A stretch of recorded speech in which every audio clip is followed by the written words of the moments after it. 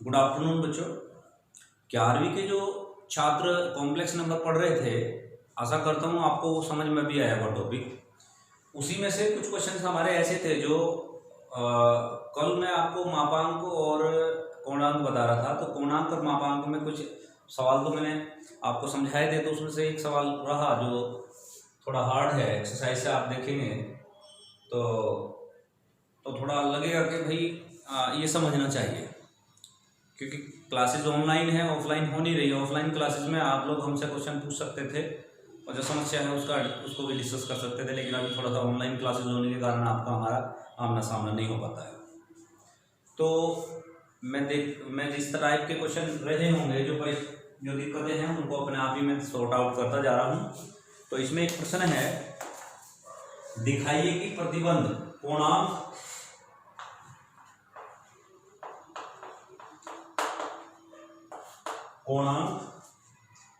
z-1 z+1 equal to π/4 है को संतुष्ट करने वाली समीक संख्या z एक वृत्त बनाती है। z एक वृत्त बनाती है, यानी कि ये जो सवाल दिया है मैंने पूरा नहीं लिखा, लेकिन मैं कुछ बातें इसमें से नोट की है। कोणांक, इसका कोणांक इसके बराबर है, तो सिद्ध करना z एक वृत्त बनाती है। क्लियर? तो सबसे पहले तो हमें इस भाग का पूर्णांक निकालना पड़ेगा। तो इसके लिए मैं इस साइड को लेके चलता हूं। माना पहले लिखेंगे z equal to x plus i y, तो x plus i y -1, x plus i y +1 बराबर x -1 i y x +1 plus i. नियम ये कहता है कि हर में अगर कॉम्प्लेक्स यानी आई आया है, यानी इमेजिनरी है हर, तो उसका पहले इसको रियल में बदलेंगे। तो रियल में चेंज करने के लिए हम इसका कॉन्जुगेट से मल्टीप्लाई करते हैं, जो मैंने पहले सभी सवालों में आपको बताया भी है, a + ib का रूल। तो हमने यहाँ x+1 - आई वाई x+1 - आई वाई से मल्टीप्लाई कर दिया। इसके मल्टीप्लाई हो गए, ये हो गया x² -1 माइनस आई वाई। चलिए मैं प्लस का आई वाई कॉमन लेता हूँ इसके साथ, तो ये हो गया x+1। जब मैं इसकी मल्टीप्लाई करूंगा तो माइनस अंदर जाएगा -x+1। क्लियर होगी बात? मैंने इसकी से मल्टीप्लाई करी, इसकी से, लेकिन प्लस वाले को मैंने पहले ले लिया। अब दोनों की मल्टीप्लाई करूंगा -i² y²। ये आपका हो जाता है a + b a - b का होल स्क्वायर, यानी x+1 का whole square minus i² y²। ये आपका बन गया, x से x कैंसिल हो गया, a करे 2, ये plus y² x² plus y² -1 plus 2i y। मैं अगर बात करूं इसकी, तो ये हो जाता है आपका x² 2x + 1 plus y²। That means हम कह सकते हैं x² y² -1 upon x² y² 2x + 1 plus 2y x² y² 2x + 1। तो मैंने इसको, इस पूरे भाग को a + b i के रूप में कन्वर्ट कर लिया। अब मैं इसका कोणांक निकालूंगा। कोणांक इसके लिए मुझे यहां से थोड़ा सा रफ करना पड़ेगा।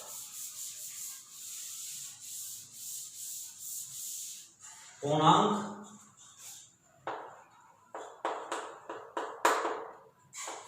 बराबर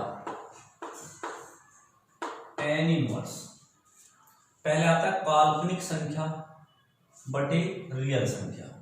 काल्पनिक संख्या यानी इमेजिनरी पार्ट जो हमारा है 2y बटे ये रहेगा, तो इन दोनों को आपस में कट ही जाने, आपका बचेगा ये x² प्लस y² माइनस 1।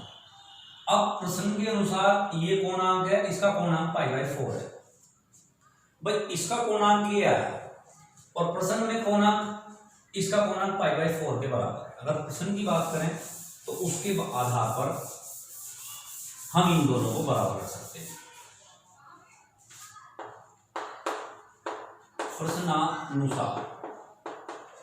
प्रश्न के अनुसार ये कोणांक π/4, ये कोणांक इतना, तो tan inverse 2y x² plus y² minus 1, मुझे लग रहा है इसमें कुछ छूटा है, नहीं ठीक है, बराबर π/4। फिर tan इधर जाएगा 2y x² y² minus 1 tan π/4 मतलब 1।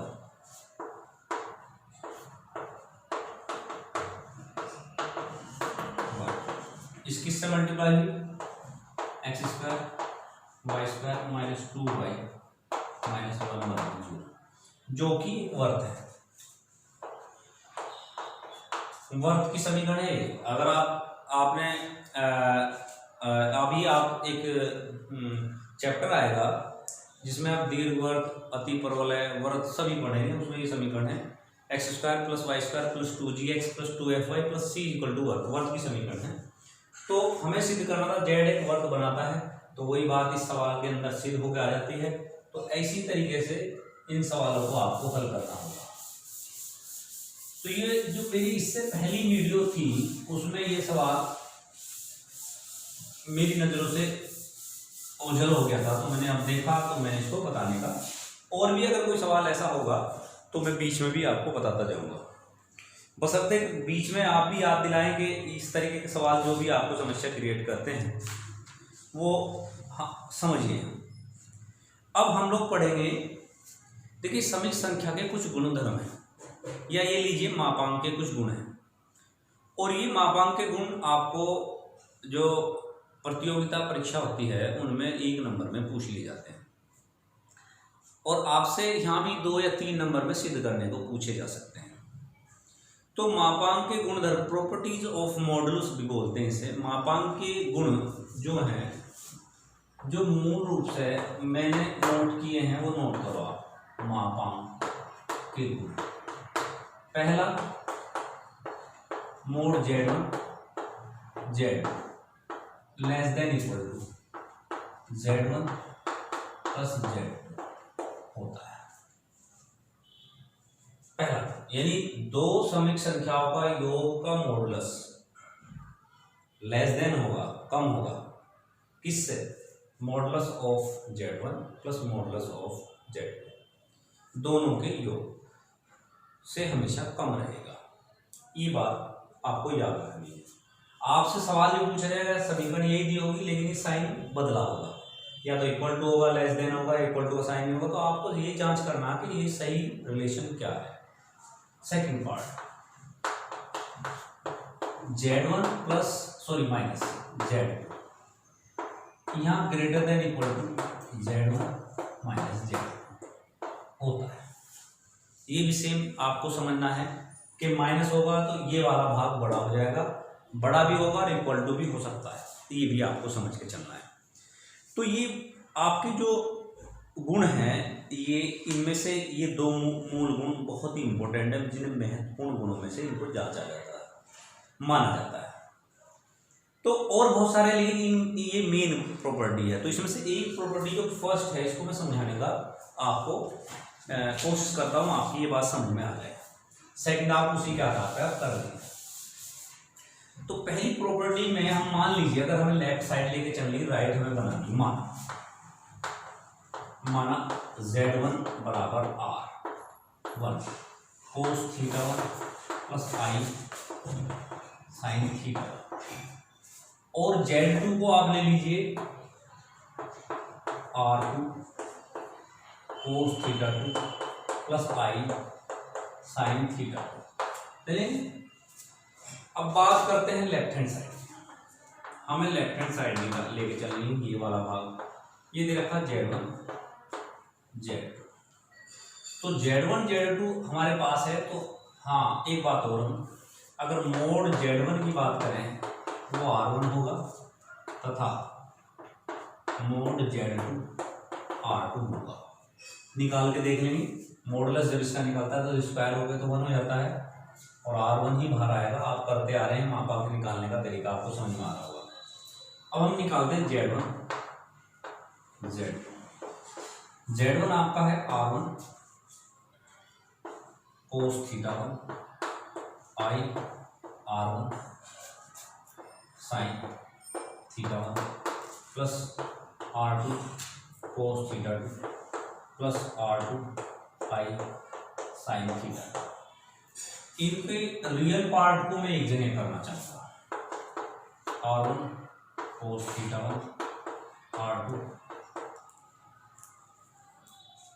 R1 cos theta 1 R2 cos theta. ये एक ब्रैकेट रियल पार्ट हो गया। इसी में हम I अगर यहाँ से कॉमन ले लेते हैं तो R1 sin थीटा 1 और प्लस R2 sin थीटा 2 आ जाता है। ये हमारी इसकी लेफ्ट साइड होगी। इसी का अगर मॉडुलस हम निकालना चाहें Z1 प्लस Z, तो मॉडुलस का रूल क्या कहता है कि रूट रियल संख्या का वर्ग प्लस इमेजिनरी संख्या का वर्ग। रियल हमारा ये है, इमेजिनरी है, तो यहाँ लिखेंगे R1 cos theta 1 R2 cos theta 2 plus R1 sin theta 1 plus R2 sin theta.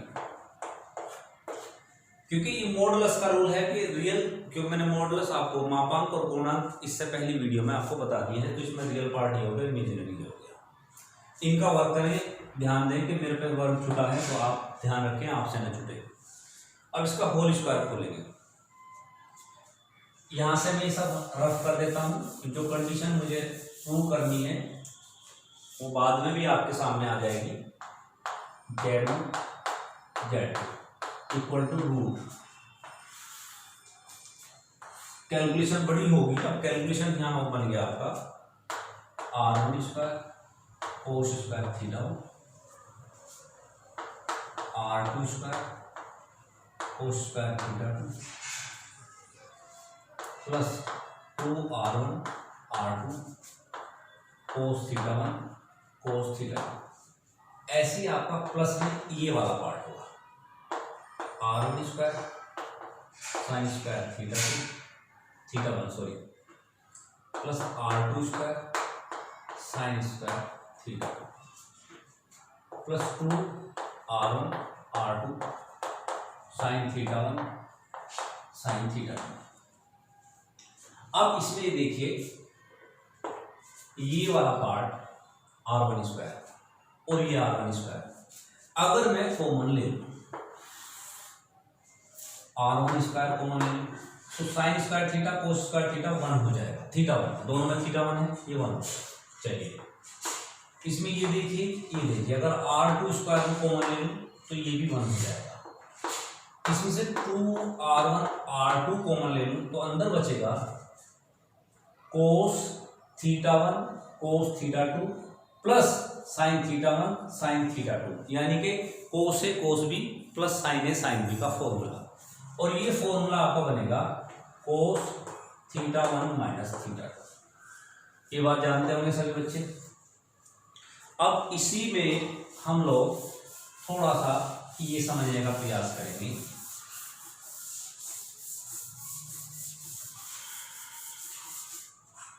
इसी में आप देखिए, हम जानते हैं cos theta 1 minus cos theta 2 less than 1 होता है, 1 से छोटा हमेशा, यानी कोस के मान 1 से कम ही रहेंगे। तो जब 1 से कम रहेंगे तो यहाँ जब भी ये हटाएगा तो लेस देन 1, यहाँ जहाँ इक्वल टू का साइन है वहाँ लेस देन का साइन आ जाएगा। तो Z1 प्लस Z2 मोड यहाँ लेस देन इक्वल टू हो गया under root R1 square R2 square to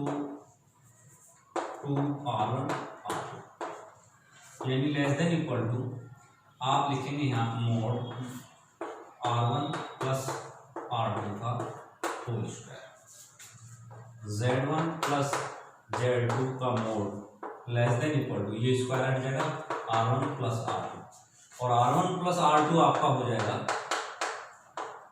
less than equal to mod Z1 mod Z2। तो मैं इसको समझाने का मेरा मकसद सिर्फ ये था कि ये बात क्लियर भी हो जाए कि किस तरीके से ये इससे छोटा होता है। दूसरी बात, आपको ये ध्यान रहे कि जब भी आप किसी प्रतियोगिता परीक्षा में बैठते हैं तो जब प्लस का साइन होगा तो ये हिस्सा बड़ा रहेगा, जो मैंने आपको दिखाया। माइनस का साइन आएगा तो ये हिस्सा बड़ा रहेगा। जब ये हिस्सा बड़ा रहेगा तो उसी हिसाब से आप लोगों को ये दिमाग में भी रखना है कि वहाँ हल नहीं करना, क्योंकि वहाँ कॉम्पिटिशन है तो हल नहीं करना, सीधे डायरेक्ट टिक मारना होता है। इसी में आप आगे देखेंगे, देखिए जब हम कॉम्प्लेक्स नंबर पढ़ रहे हैं तो बहुत सारी चीज़ें इसमें और आ जाएंगी। बहुत सारी चीज़ों में एक वर्गमूल आता है, समीक संख्या का वर्गमूल ज्ञात करना, ये भी इसका एक पार्ट है। संयोग भी मैंने आपको बता दिए हैं, वर्गमूल बचा है, ये भी आप समझ लीजिए।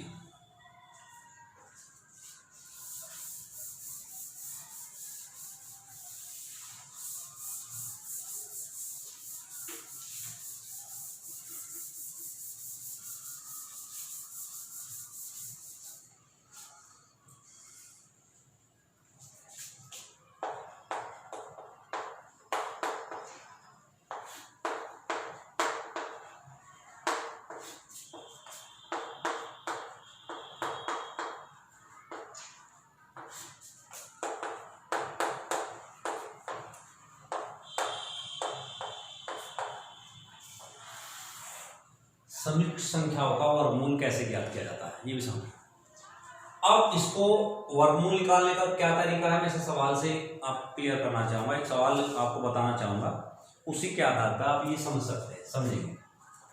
12 प्लस 5 है, सवाल दिया होगा, इसी तरीके से कॉम्प्लेक्स नंबर होगा, उसको लिखा होगा इसका वर्गमूल ज्ञात कीजिए। यहाँ माइनस भी हो सकता है, 5i भी हो सकता है, मतलब इस तरीके से होगा कि आपको लगेगा कि कॉम्प्लेक्स नंबर है। अगर ये कॉम्प्लेक्स नंबर नहीं है तो हम अगर 12 का वर्गमूल हमसे निकलवाया जाए तो 12 का वर्गमूल निकालने का तरीका तो हम पिछली कक्षा में पढ़ चुके हैं भाई। अगर 12 का वर्गमूल निकालेंगे तो देखो एक दो विधियां आपको समझाई गई होंगी, एक गुणनखंड विधि, एक भागफल विधि। तो उन विधियों को हम नॉर्मल, मतलब जो रियल नंबर है उन्हीं को उन विधियों द्वारा निकाल सकते हैं। लेकिन बात कर रहे हैं इमेजिनरी नंबरों की, ये कॉम्प्लेक्स नंबर। तो जब हम इसे हल करेंगे, ये क्वेश्चन हमारा है, इसने कहा इसका वर्गमूल निकालिए, तो मान लेंगे इसका वर्गमूल x प्लस आई वाई आ गया, समीकरण नंबर 1। अब x और y का मान निकालना ही हमारा मेन टारगेट रहेगा। जैसे ही हम x y का मान निकाल लेंगे, समझ लीजिए इसका वर्गमूल आ गया। अब इसको वर्गमूल निकालने के लिए योजना बनाई जाए। योजना क्या रहेगी कि भाई यहां से वर्गमूल हटे, तो वर्गमूल हटाने के लिए हम इसका वर्ग करेंगे, वर्ग करने क्या दोनों पक्षों का 12 प्लस 5i बराबर x square minus Y square plus 2ixy, ये आपका हो जाएगा। ठीक है बच्चों, तो इसमें अब आप अगर इसका ये भाग और ये भाग यानी रियल और इमेजिनरी पार्ट की तुलना करें, तुलना करने पर किस किस की तुलना करेंगे, real part x square minus Y square बराबर 12, समीकरण नंबर 2, इमेजिनरी पार्ट 2xy बराबर 5, समीकरण नंबर 3। अब हमारे पास जो समीकरण नंबर 2 है, ऐसी समीकरण अगर यहाँ प्लस में भी होती तो दो, एक समीकरण ये x square minus Y square और एक समीकरण हमारे पास हो जाए x square plus Y square, तो हम एक्स वाई का मान आराम से आसानी से निकाल सकते हैं। तो इतना काम आपको समझ में आ गया होगा। अब अगला टारगेट है कि एक समीकरण 2 की जैसी ही हमारे पास एक और होनी चाहिए, ताकि हम इनको नीचे रख के काट सके या हल कर सके। तो इसके लिए नहीं दी हुई तो बना सकते हैं, X square plus Y square को हम इस तरीके से भी लिख सकते हैं, X square minus Y square का whole square plus 4x square Y square. आप जब इसका होल स्क्वायर खोलेंगे तो ये और ये भाग दोनों बराबर आएंगे, क्योंकि यहाँ minus 2x square Y square आएगा, ये प्लस के 4x स्क्वायर वाई स्क्वायर आएगा, माइनस में प्लस का लेस हो गया, प्लस का हमारा ax square plus Y square का होल स्क्वायर बन जाएगा। मकसद है समीकरण नंबर 2 के जैसी दूसरी चौथी समीकरण बना के इनको हल कर लेना। जो मकसद हमारा साथ चला था वो ये था कि x और y का मान निकाल पाए। तो हमारा यहाँ से एक्स स्क्वायर, देखो इसका भी हमारा काम शुरू नहीं हुआ, इसका देखिए ये है x square minus Y square का मान 12 यानी 144, और ये 2xy लिखा जा सकता है। 2xy मतलब 5 का वर्ग होता है 25। ध्यान देंगे, मैं 4 को लिख सकता हूँ 2xy का होल स्क्वायर, 2xy का होल स्क्वायर 5 का वर्ग यानी 25, 169।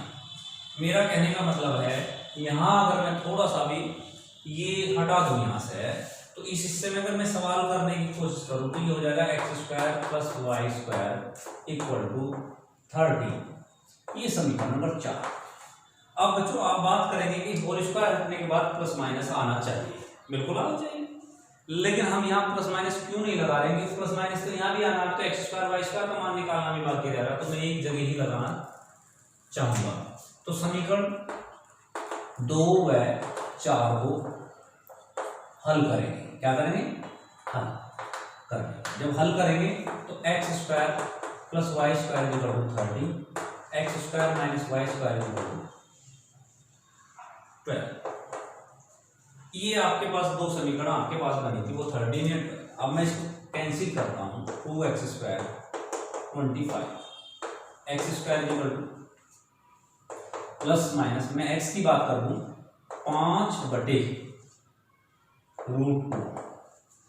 अब अगर हम x का मान रखते हैं, देखो x स्क्वायर का रखते हैं 25/2 है, जब मैं यहाँ 25/2 रखूंगा तो आपका दूसरा मान जो आएगा y स्क्वायर का, देखिए 25/2 जब इधर जाएगा तो 25/2 26 में से 25 गया 1 यानी 1/2 means y equal two plus minus 1/√2। यानी मेरा कहने का मतलब है यहाँ आपके पास x का मान ये आ गया और y का मान ये आ गया। तो जब सवाल शुरू किया था तो हमने एक बात कही थी, आप याद करो कि हमारा टारगेट है x और y का मान निकालना। तो वो टारगेट कैसे हमने अचीव किया, मैंने स्टेप बाय स्टेप आपको समझाया है, आप भी इसी को स्टेप बाय स्टेप हल करेंगे। तो करने का तरीका मैंने आपको समझा दिया, x का मान आ गया, y का आ गया। अब x का और y का मान यहाँ रखेंगे। यहाँ रखने के बाद आपका वर्गमूल कंप्लीट हो जाएगा। इस तरीके का सवाल आपकी परीक्षा में हाफ ईयरली में जरूर 1-4 नंबर में पूछा जाएगा। बिल्कुल भी लापरवाही ना करें। आप इस बात पर गौर ना करें किस बुक से पढ़ाया जा रहा, आप इस बात पर गौर करें जो पढ़ाया जा रहा वो किसी भी बुक में आपको इस तरीके के सवाल मिलते हों। वर्गमूल के सवाल हो तो वर्गमूल निकालिए, और a+ib के सवाल हो तो वो निकालिए, कॉन्जुगेट से मल्टीप्लाई करना वो करिए। जो जो बात स्टेप बाय स्टेप में समझाता जा रहा हूँ उसको हल करते जाइए। ये आपका वर्गमूल आ जाता है। तो मैं समझता हूँ आपको ये बात समझ में भी आ गई होगी, इसमें कोई दिक्कत नहीं होनी चाहिए। बहुत ही कायदे से सवाल समझाया गया है, बहुत ध्यान रखा गया है कि आपको ये बात समझ में आ भी गई होगी। अब बात करते हैं कि हमने आपको वर्गमूल बताया। अब मैं आपसे एक सवाल पूछना चाहूंगा, आप सामने नहीं है लेकिन मैं पूछना जरूर चाहूंगा कि आपने कभी घनमूल पढ़ा है? सभी बच्चे कहेंगे हाँ यस पढ़ा है। वर्गमूल निकालने के दो तरीके आपको बताए गए, एक भागफल विधि, एक गुणनखंड विधि। और घनमूल निकालने का सिर्फ एक ही मेथड आपको समझाया गया होगा, वो होगा गुणनखंड विधि। इसके अलावा कोई मेथड नहीं बताया गया। क्यों नहीं बताया गया? क्योंकि मेथड शायद बन ना पाया हो। इसी बीच में लॉगरिथम आ गया, लॉगरिथम ने सारी समस्या को हल कर दिया, तो उस पर साथ ज़्यादा फोकस भी नहीं किया गया। लॉग एक ऐसा मेथड था जिसमें वर्गमूल, फोर्थ मूल, फिफ्थ मूल सबकी समस्याएं खत्म हो गई थी, तो इसलिए ज़्यादा उस पर काम भी नहीं किया गया। मैथमेटिशियन जितने भी थे सब ने उसको जैसे कहते हैं ठंडे बस्ते में डाल दिया। तो मैं आपसे पूछना चाहूंगा, पूछना भी चाहिए कि अगर एक क्वाड्रेटिक इक्वेशन है उसके कितने मूल होते हैं? किसी भी क्वाड्रेटिक इक्वेशन के 2 मूल आपको बताए जाते हैं। मैं अगर बात करूं 4 की, देखिए 4 का अगर वर्गमूल निकालें तो 4 का वर्गमूल कितना का हो गया? 2। ऐसे बोलोगे ना, 2। चलिए अगर मैं इसको x स्क्वायर बराबर 4 लिख दूं, x स्क्वायर बराबर 4, तो x स्क्वायर के आते ही यहाँ ये क्वाड्रेटिक इक्वेशन हो जाती है। क्वाड्रेटिक इक्वेशन का मतलब है इसके 2 मूल होने चाहिए। जब आप 2 मूल निकालेंगे तो मूल निकालने का तरीका आप क्या करते हैं? x स्क्वायर माइनस 4 कर लेंगे, इधर लाएंगे, x माइनस 2 x प्लस 2 करके आप x के 2 मान निकालेंगे, -2 और 2। अब इसी बात को ऐसे भी समझ सकते हैं, x का अगर हमें मान निकालना होता तो भी तो वर्गमूल लगाना था। अब x का जैसे यहां से वर्ग घटा तो इधर आके वर्गमूल हो गया, ये भी वर्गमूल है और ये भी वर्गमूल है।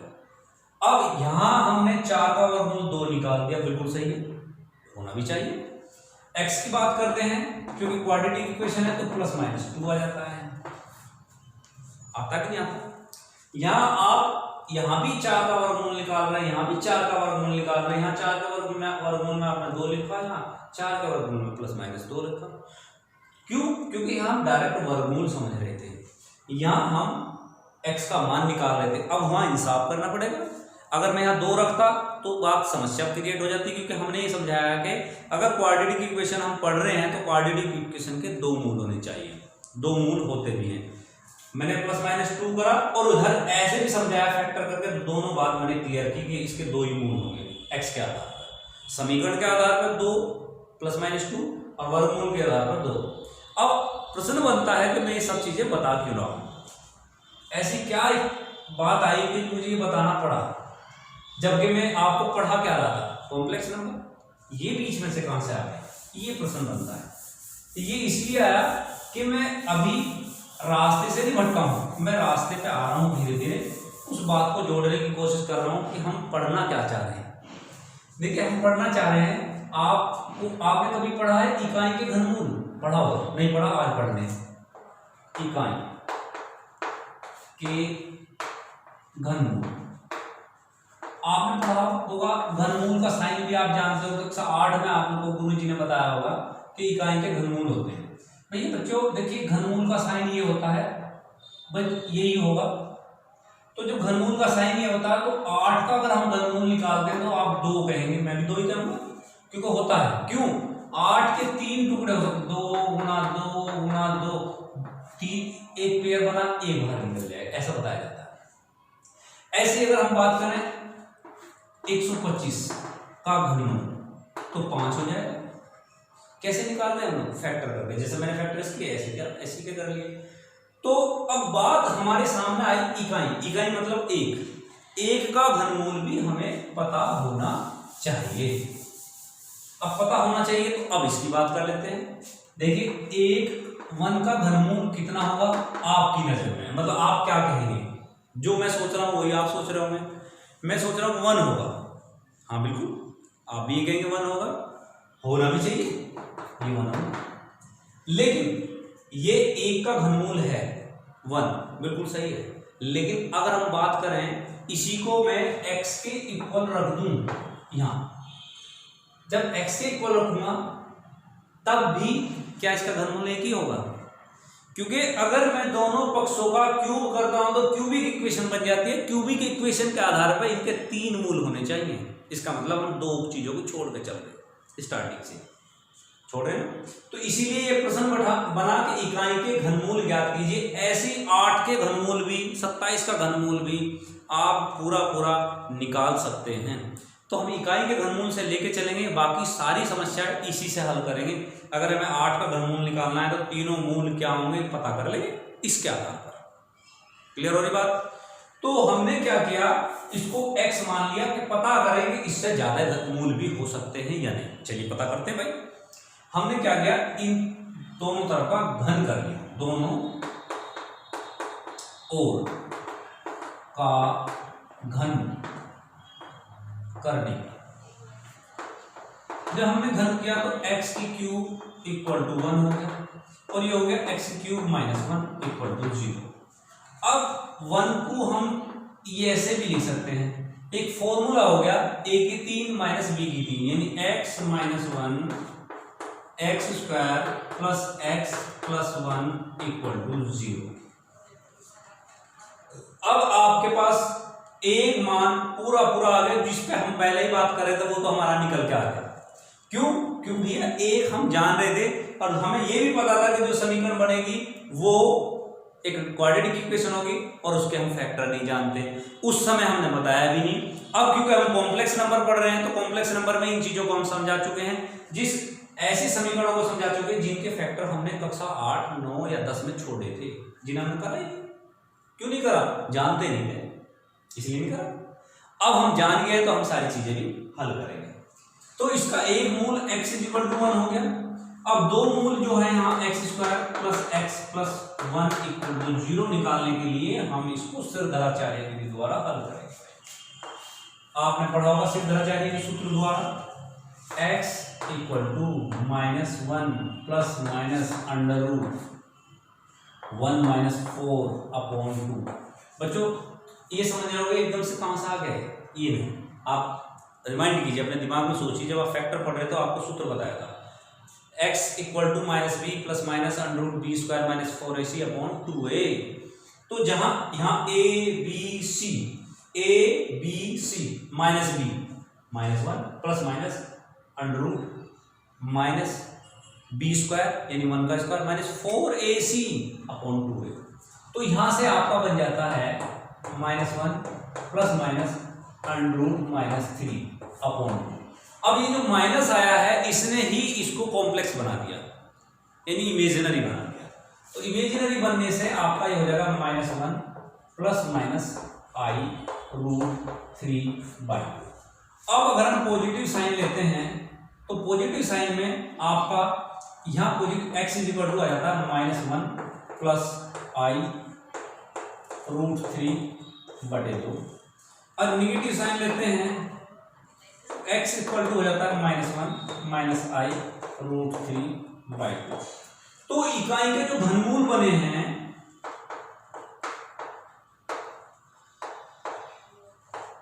इकाई के घनमूल बन गया 1 -1 प्लस i√3/2 -1 माइनस i√3/2। तो इकाई के 3 घनमूल बने, 3 मूल बने, एक ये। अब आप बच्चों समझिए इस बात को कि आज तक हमने ये बातें जानी नहीं थी, हम 1 तक सीमित थे। तो एक तरीके से आपको आज नई चीज पता लगेगी, इसके इतने मूल भी हो सकते हैं। उस समय क्यों नहीं बताया गया था, मैं आपको ये भी बात क्लियर कर दी है कि उस समय हम जानते भी नहीं थे। क्यों? कॉम्प्लेक्स नंबर तो अभी पढ़ाया जा रहा, उस समय अगर ये बात बता दी जाती तो आपको यही समझना मुश्किल हो जाता है हो क्या गया। तो अब क्योंकि इतना बड़ा सब कुछ नहीं लिख सकते, ये सब चीजें नहीं लिखी जा सकती, इनको भी शॉर्ट में मान लिया गया। इनको मानने का आप लोग इसे मानेंगे, जब मैंने आई को माना है, कॉम्प्लेक्स पढ़ रहे हैं तो यहाँ मान के ही काम निकालना है। तो मान के काम निकालने का मेरा मतलब है 1 को 1 रखा, इस वाले भाग को ये दिखाई दे रहा -1 प्लस i√3/2, इसको ओमेगा माना गया और इसको ओमेगा स्क्वायर माना गया। क्लियर हो गई बात?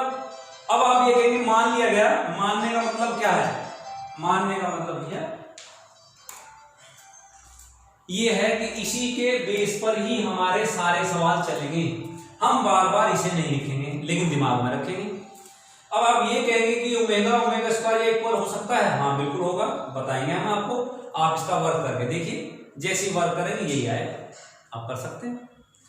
अब हमारे पास इनके रिलेशन बनाते हैं हम लोग। रिलेशन कैसे बनेंगे?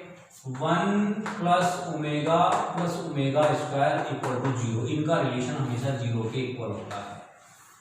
जब तीनों मूलों को जोड़ेंगे 0 आना चाहिए। क्यों आना चाहिए? क्योंकि भैया हम 1 का जब वो निकाला था x की 3 माइनस 1 बराबर 0 इक्वल टू 0 था, तो ये तो 0 रहेगा। अब आप कहेंगे सर आपने उससे लिया, नहीं, इसे जोड़ो, जोड़ के देखो। मैं अब अगर हल करने की बात करूं इसको 1, ये ओमेगा था, माइनस के 1/2 plus i√3/2 minus 1/2 minus i√3/2 √3/2 से ये कैंसिल हो गया, माइनस माइनस 1 माइनस के 1 इक्वल टू 0, आपकी राइट हैंड साइड आ जाती है। तो ये बात नोट करनी है, दिमाग में फीड कर लीजिए, इसी के आधार पर सवाल होने हैं। एक आप पढ़ेंगे ओमेगा की क्यूब इक्वल टू 1 के इक्वल होता है। ओमेगा के बेटे 3 बार मल्टीप्लाई कीजिए 1 ही आएगा। करके देखिए आप, जब ये मैंने समझाया, इसे आप घर पे करके देखिए, आप समझिएगा कि ये मैं जो लिख रहा हूँ सही है गलत है। तो दो बातें आपको ध्यान में रख के ही सवाल करने हैं। अब बात करते हैं इनके सवाल हम हल करना चाहेंगे, ये बताना चाहेंगे कि इनमें हमें किस तरीके से इनको अप्लाई करना है। आपको दो चीजें मैंने याद करने को कही है, एक 1 plus omega square equal to 0, एक मैंने कहा ओमेगा क्यूब 1 के बराबर होता है। अब इसी के आधार पर आप सवाल देखेंगे। सवाल है कि यदि ओमेगा इकाई का घनमूल है तो सिद्ध कीजिए ये बराबर ये होगा। और बहुत सारी चीजें पूछी हैं, पहले मैं छोटा ही सवाल आपको समझा देता हूं। उसने कहा है सिद्ध करना है, सवाल में सिद्ध कीजिए 1 प्लस ओमेगा की cube minus 1 plus omega square की क्यूब इक्वल टू 0, ऐसे इसका कहा। अब बात आती है, अगर मैं ये तो इसका क्यूब खोलूं, पूरा लेफ्ट हैंड साइड को मैं इनकी पावर खोल के काट दूं, एक या मैं रिलेशन जो मैंने पढ़ा है उनका यूज कर लूं। अब रिलेशन क्या है, मैं इसकी लेफ्ट हैंड साइड लेता हूं, 1 प्लस ओमेगा की cube minus 1 plus omega square की क्यूब। अब मैंने इसमें एक रिलेशन आपको पढ़ाया, 1 प्लस ओमेगा स्क्वायर बराबर 0 होता है, इसका फायदा उठाइए। अब देखिए यहाँ है 1 प्लस ओमेगा, ये 1 प्लस ओमेगा, ये इधर जाके क्या हो जाएगा माइनस ओमेगा स्क्वायर की क्यूब माइनस, यहाँ है 1 प्लस ओमेगा स्क्वायर, वहां जाकर क्या हो जाएगा माइनस ओमेगा की क्यूब। अब इसका आप क्यूब करेंगे माइनस ओमेगा 6, यहां से माइनस है, प्लस ओमेगा 3।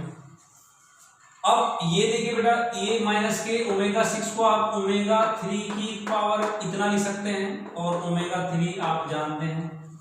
ओमेगा क्यूब की वैल्यू कितनी है 1, और इसकी वैल्यू कितनी है 1 से 1 कैंसिल 0, राइट हैंड साइड। ऐसे सवाल आपको करने हैं, और भी बहुत सारे प्रश्न आपके सामने हैं जो मुझे बताने हैं। समझिए बच्चों, इनको करना भी आपको है। एक सवाल देखिए, 8 पावर दे रखी 1 प्लस ओमेगा स्क्वायर, मतलब बहुत सारे प्रश्न हैं आपके। एक ही सवाल में शायद आप अभी भी क्लियर नहीं कर पाएंगे ये सारी बातें। एक प्रश्न और मैं आपको क्लियर करा देता हूं, ताकि ये चीजें आपकी क्लियर हो जाए ओमेगा वाली। एक थोड़ा सवाल ये है दे रखा है इन्होंने 32, 1 minus omega plus omega square की power 5 plus 1 plus omega minus omega square की पावर 5 इक्वल टू 32 के इक्वल सिद्ध करना, बीच में प्लस का साइन। तो आपको हल करने के लिए पहले लेफ्ट हैंड साइड लेंगे, लेफ्ट हैंड साइड में 1 minus omega square 5, 1 plus omega minus omega square 5। अब जो रिलेशन हमने बताया, अब आप दो बातें समझिए। अगर मैं ओमेगा को वही रूट के इकाई के घनमूल का रूट लिखता आई के रूप में, तो ये बहुत लंबा हो जाता है, इसकी कैलकुलेशन हम कभी नहीं कर सकते थे, इसीलिए ओमेगा मान के हम लोग काम कर रहे हैं। दूसरी बात, अगर यहाँ पावर 5 दे रखी तो 5 पावर को हम कैसे खोलेंगे, ये भी नहीं हम कर सकते थे, क्योंकि उसके लिए हमें द्विपद पर में पढ़नी पड़ती है, एक समस्या और क्रिएट होगी। तो इसलिए हमने जो ये नियम बताया था आपको 1 plus omega square equal to 0, इसको याद रखेंगे, इसी के बेस पे आपको सवाल भी करने हैं। तो आप देखिए यहाँ 1 है, यहाँ 1 प्लस ओमेगा स्क्वायर है, 1 प्लस ओमेगा स्क्वायर ये माइनस जाएगा, माइनस ओमेगा हो जाएगा। ये 1 प्लस ओमेगा है तो माइनस के omega square minus omega square की पावर 5 हो जाएगा, माइनस 2 ओमेगा की पावर 5 माइनस 2 ओमेगा स्क्वायर की पावर 5 हो जाएगा। पावर 5 का मतलब है माइनस के 32। ठीक है, दो की इतनी बार मल्टीप्लाई करेंगे, ये हो गया ओमेगा की 5 माइनस के 32 ओमेगा की 10। अब आप इसको -32 को कॉमन लीजिए, अंदर बच गया। आप ओमेगा 3 इंटू ओमेगा स्क्वायर भी ले सकते हैं इसे, प्लस इसको आप 9 इंटू ओमेगा ले सकते हैं। 9 क्यों लिखा कि 3 होके 1 हो जाएगा, -32 ये 1 हो गया ओमेगा स्क्वायर, प्लस ये 1 हो गया ओमेगा। ये आपका पार्ट जो मैंने यहां से पढ़ा, देखिए आप ओमेगा ओमेगा स्क्वायर इधर जाके -1 हो जाएगा, ये हो जाएगा माइनस के 32 इंटू -1 32 राइट हैंड साइड। बच्चों समझ में आई होगी बात। इसी पे बहुत सारे प्रश्न आपके बन सकते हैं, और आप चाहें तो मतलब सब अपने आप करेंगे। इकाई के घनमूल को किस तरीके से हल करना होता है, मैं एक बार वीडियो देखता हूँ कि आप कंटिन्यू चल रही है नहीं चल पा रही है, इसके बाद आता हूँ।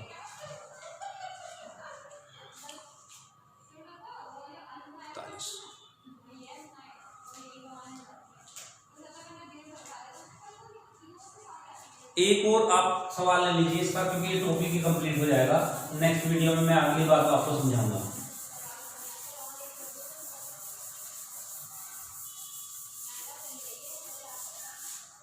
इसमें इस तरीके के सवाल भी हो सकते हैं। ये देखा, यदि x equal to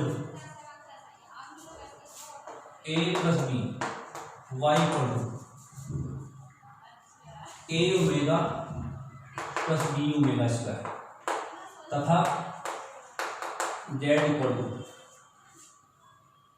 a omega square b omega, इधर का तो सिद्ध कीजिए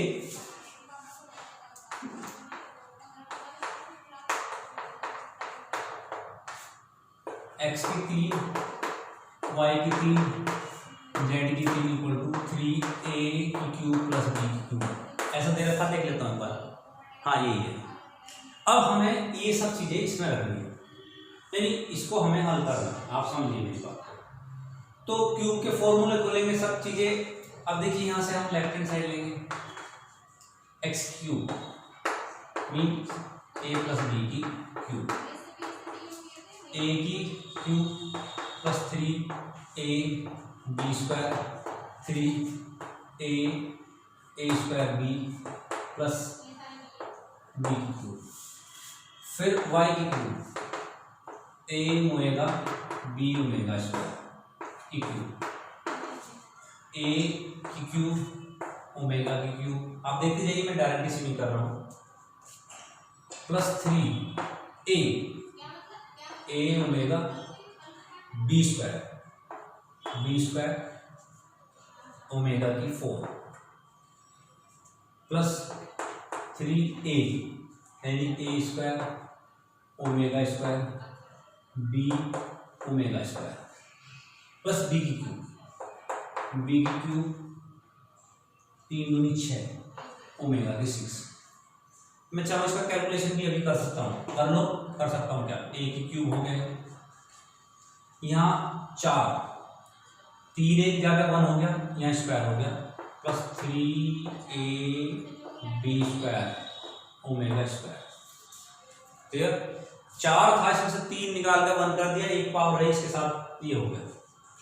ऐसे यहाँ 4 था, 3a स्क्वायर बी, एक ओमेगा बचा, और यहाँ 1 हो गया, 6 को 2 करके b की क्यूब। अब आ जाइए आप z की क्यूब, z की क्यूब है हमारा a omega square b omega की क्यूब, बिल्कुल सेम ऐसे ही करना है। a की 3 ओमेगा 6 हो गया, plus 3a omega square b square omega square plus 3a square omega की 4 इसलिए हो जाएगा, इसका वर्ग होना, into b omega plus b की 3 ओमेगा 3। तो अब मैं कैलकुलेशन करूँ, ये a की 3 हो गया, ओमेगा 1 हो गया, प्लस 2 4 हो जाएगा, 4 में से 3 1 हो जाएगा, 3ab² ओमेगा प्लस 3, यहाँ भी 5 हुआ 2 हो जाएगा a², 3a²b ओमेगा², 3 1 हो गया और b की 3। अगर मैं इन तीनों को जोड़ता हूँ, तीनों को जोड़ने पे आप देखिए ये 3a³ क्लियर, ये और आपका इसकी ये और ये 3b³। जब मैं जोड़ता हूं x³ y³, z³, अब ये रिजल्ट में निकाल रहा हूं। अब आप बात करेंगे इसकी, इसको देखिए और इसका ये देखिए और ये देखिए, तीनों में ab², अब देखिए ab², यानी मेरा कहना 3ab² मैंने कॉमन ले लिया, तो यहां मान बचा, ये ओमेगा ले लो या देखिए इसका ओमेगा² ले लो और इसका ओमेगा। अब आ जाइए दूसरे स्टेप में, 3ab², 1 ओमेगा², ये बन गया। इसकी वैल्यू क्या होती है 0, इसकी वैल्यू क्या होती है 0, तो जब इसकी 0 रखो ये भी 0 हो गया, ये भी 0 हो गया। ये हमारा होगा 3a³ b³ right hand side. तो बच्चों समझ में आएगा कि ये कैलकुलेशन थी, थोड़ा कैलकुलेशन देखो, कैलकुलेशन हार्ड तो होती है, थोड़ी टफ होती है, और मैथ का एक सबसे बढ़िया तरीका यह है कि जब मैथ की जितनी हम प्रैक्टिस करते हैं कैलकुलेशन उतनी अच्छी स्ट्रॉन्ग हो जाती है। तो आज की वीडियो में मैंने कॉम्प्लेक्स नंबर का बहुत सारा हिस्सा आपको क्लियर करा दिया है। एक भाग रह गया है जो क्वाड्रेटिक इक्वेशन हम छोड़ के चले आए थे 9th 10th में, उनको हम कॉम्प्लेक्स नंबर के आधार पर किस तरीके से हल करते हैं, और लास्ट एक वीडियो रहेगा जो मैं कल आपको भेजूंगा। आज इतना ही, कॉम्प्लेक्स नंबर खत्म होने जा रहा है। बहुत अच्छे से प्रिपरेशन कीजिए, तैयारी कीजिए। नेक्स्ट वीडियो में आपको कॉम्प्लेक्स नंबर की लास्ट वीडियो लेकर आते हैं। धन्यवाद बच्चों।